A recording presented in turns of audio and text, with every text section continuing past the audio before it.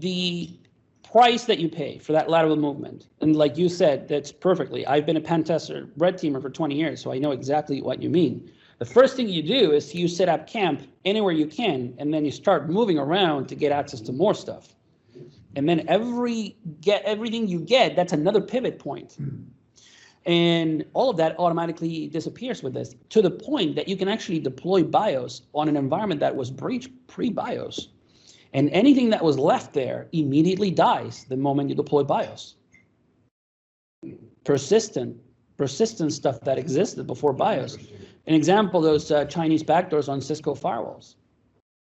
Done instantly the moment you deploy Byos. So that gives you a little bit of, as a CISO, oxygen, time to mitigate, to damage control, because you immediately killed the big deal. You've covered the hole where the leak is, and then you get to treat the thing properly. Or a couple of months ago, there was an advisory from Siemens about some PLCs that had unpatchable bugs that were tied to the system on module. Those are $500,000 machines, $500,000 machines, and you don't have, as a CISO, it doesn't. You can't do it. You cannot physically, humanly impossible to solve that overnight. So when you put Byos there, that immediately mitigates or neutralizes the net.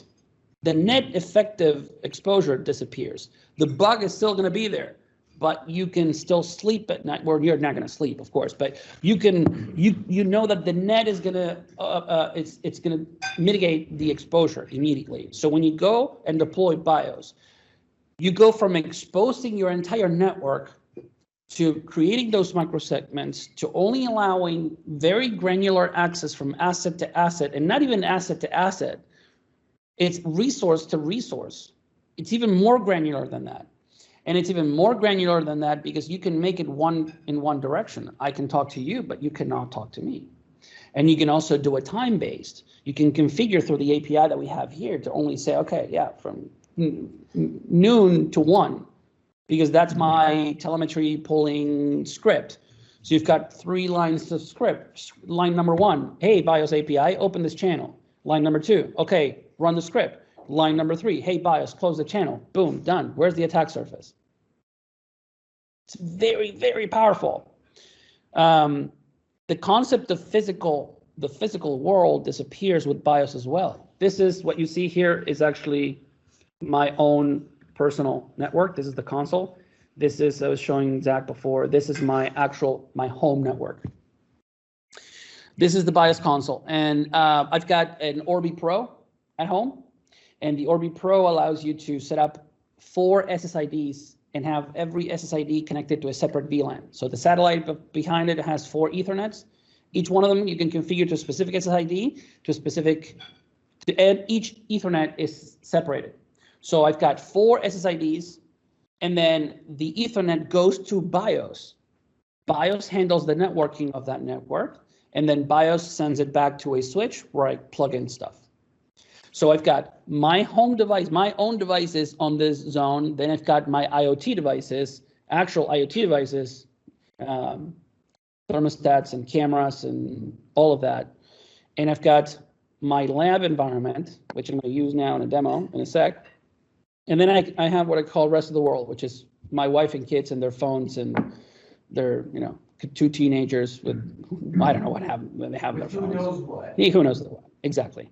So what you see here is zone segmentation of my house, but there's nothing here that relates to the physical world. It just so happens that all of these devices are on the same house. And by the way, they're all connected to a $50 switch to my ISP, because we'll talk about ROI in a sec, but one of the things that Byos does for you is you flatten out your network, meaning lower budgets for switching and routing and firewalling.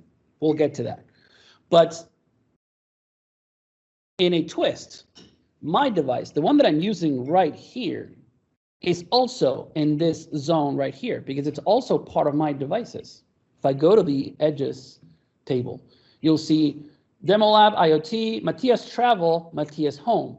Matias Travel and Matias Home, the travel is an endpoint device, the home is a gateway, but they both belong to the policy and group of Matias. So technically, the devices that I have at home under the Matias policy, the Matias zone, and my endpoint right here in Detroit, we're all in the same place. That's what I mean what the posture roams with you. So I don't care what the firewall has to say. I don't care where you are physically. This is me. I have the exact same level of power, allowances, restrictions, and everything no matter where I go. And if I unplug this from my computer, plug it into my phone, it's going to be the exact same thing. That is something that you don't have today in the market.